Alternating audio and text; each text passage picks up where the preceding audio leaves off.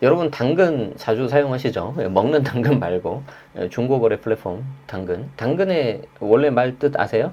당신의 근처입니다. 당신의 근처. 그래서 이제 우리 이웃에서 이렇게 해보자. 그 전에 이제 중고나라라는 게 있었는데 그거는 전체를 대상으로 하다 보니까 비슷하긴 하지만 당근이 성공할 수 있었던 거는 바로 이웃 주변에서 실거주하는 거 동네 인증하면서 그런 게 잘 됐다는 거죠. 참고로 저는 당근이나 중고나라 아무 관련도 없고요. 저는 그냥 경영학과 출신이기 때문에 이런 경영 비즈니스 사례 연구하고 여기서 어떤 게 좀 돈이 되겠다, 어떤 걸 배워야 되겠다 이런 거 그냥 혼자 보는 걸 되게 좋아합니다.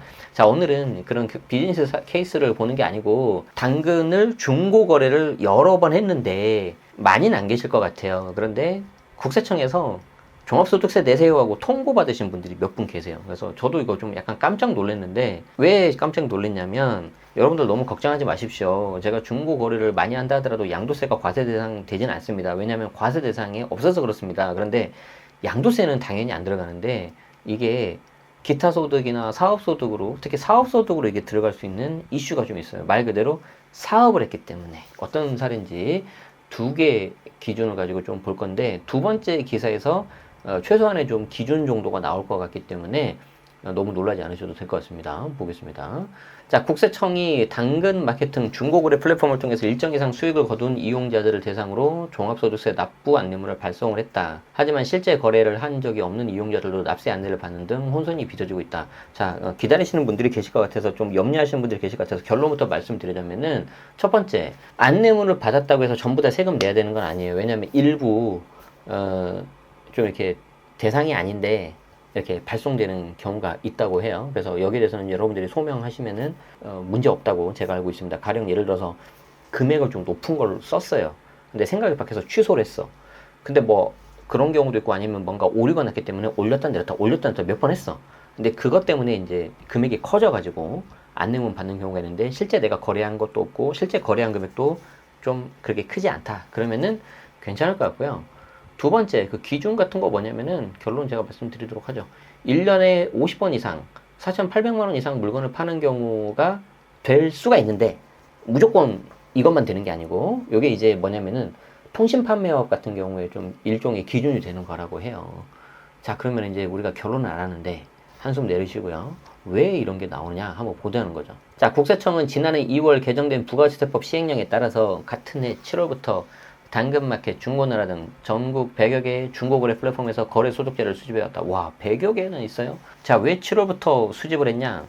부가가치세는 상반기 6개월 181일 1월부터 6월까지를 1과세 기간으로 하고 하반기 184일 7월 1일부터 12월 31일까지 그때 6개월을 2과세 기간이라고 합니다. 그래서 똑같이 1년이라고 해도 부가치세는 두 개의 과세 기간이 생기는 거예요. 이제 몇몇 분들이 이제 181일, 184일 맞냐 하고 계산하신 분들이 계시는데 맞아요. 중간에 혹시 이제 181일이 아니라 2일 나오는 경우는 윤년 있어서 그런 겁니다. 자, 시험 볼 때 많이 봤어요. 어쨌든 그래서 이제 관련된 법을 개정을 하고 2기 과세 기간이 부가치세법 2기 과세 기간이 시작하는 7월부터 12월까지 이거를 다 이제 거래 소득 자료를 수집한 거죠. 이거 뭐 물론 이제 쉽지는 않겠지만 그래도 상대적으로 심플하겠죠. 왜? 국내 기업이니까 국내 기업에서 자료 주세요 보면 끝나는 거예요. 국세청에서 달라고 했는데 안 주고 버틸 회사가 어디 있겠습니까? 자, 그러면 이제 중고거래 플랫폼을 통해서 웃돈을 받고 한정판을 파는 등 사실상의 중고거래 사업을 하는 리셀러들을 과세하겠다. 딱 특정 플랫폼이 생각이 나네요. 물론 당근도 있고 중고나라도 있고 특히 크림 같은 거.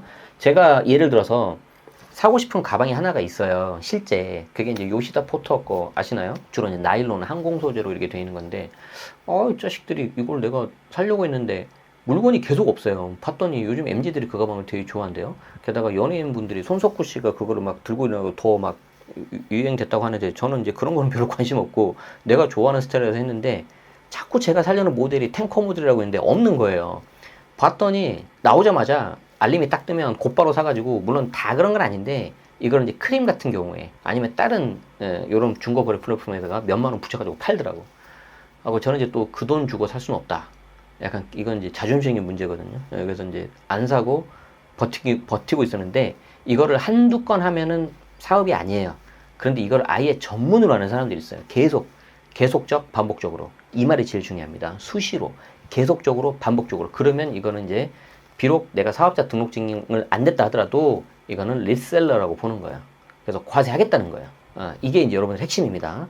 내가 이번에 안내문을 받았다 안 받았다 이게 중요한 게 아니라 혹시 이런 것들을 내가 조금 재미를 보고 사업화를 하겠다 하시는 분들은 사업자 등록 유무와 무관하게 과세가 될 수 있다는 거 꼭 알아두셔야 돼요. 이걸 단가가 커지잖아요.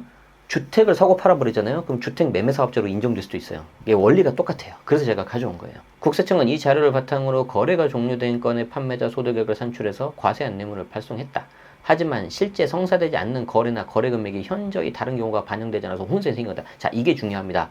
국세청은 나름대로 이제 혼선을 주면 안 되기 때문에 판매 거래가 종료된 건에 대해서 예를 들어서 100만 원짜리를 당신 50번이나 했으니까 5천만 원 매출이 났네요. 그리고 이제 거기에 대해서 경비가 있을 거 아닙니까?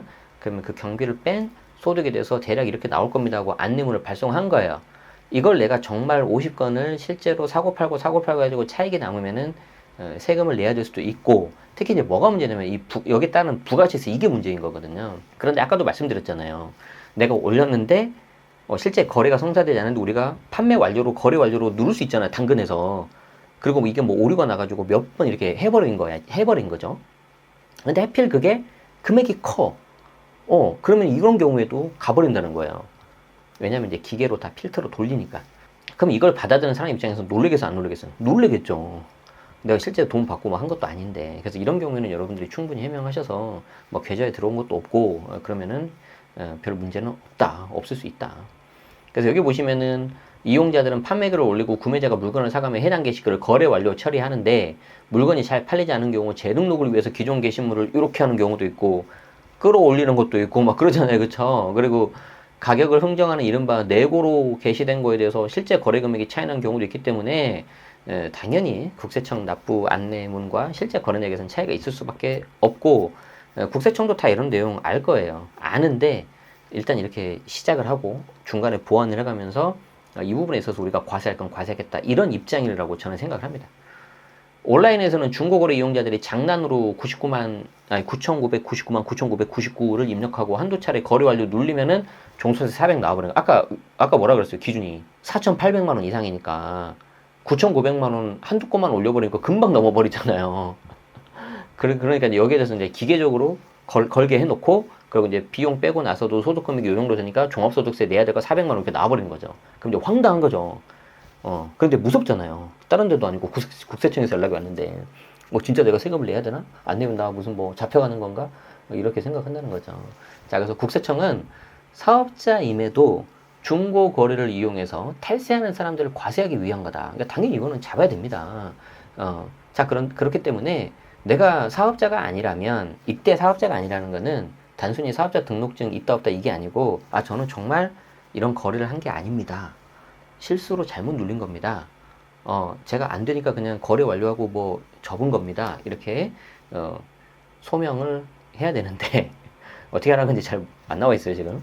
그래서 국세청은 이런 경우에는 안내문을 무시해도 된다는 입장인데 사람 마음이 놀라잖아요 이렇게 오면. 자, 아울러 국세청에서는 판매자가 올려놓은 호가에 따라서 추정 수익 금액을 바탕으로 과세 안내가 나간 것이기 때문에 얼마든지 수정 신고가 가능하다. 그러니까 결론, 일단 여러분들이 국세청에서 안내문을 받았다. 당근을 많이 했는데 그럼 일단 놀라지 마셔라.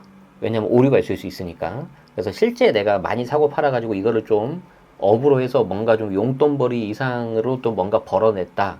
그러시면은 거기에 맞게 최대한 증빙 갖춰서 세금 신고하셔야 되는 거고요.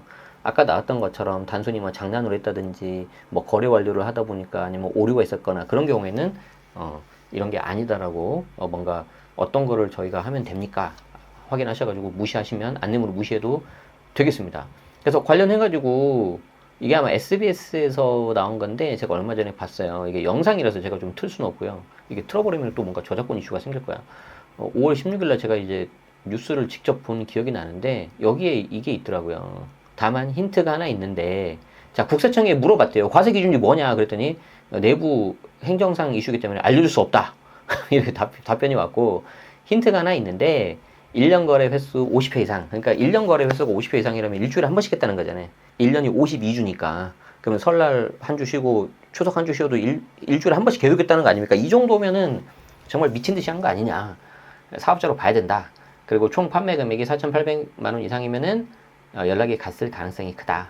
이게 이제 통신 판매 사업자들에게 적용되는 과세 기준이라고 해요. 그래서 일단 국세청에 이렇게 안내된 취지는 저는 동의를 합니다. 왜냐하면 이제 중고거래를 통해서 이렇게 과세를 회피하는 경우가 있기 때문에 과세 형평성을 따질 수밖에 없다. 사업자, 예를 들어서 온라인 쇼핑몰하거나 이런 사람하고 과세 형평을 맞추긴 해야 되잖아요. 그렇지만 아직 완벽하지 않기 때문에 일부 오류가 있으니까 너무 놀라지는 마셔라. 아시겠죠? 너무 걱정하지 않으셔도 될 것 같다. 그래서 5월달 종합소득세 내는 날이기 때문에 좀 이런 내용으로 준비를 좀 해봤습니다.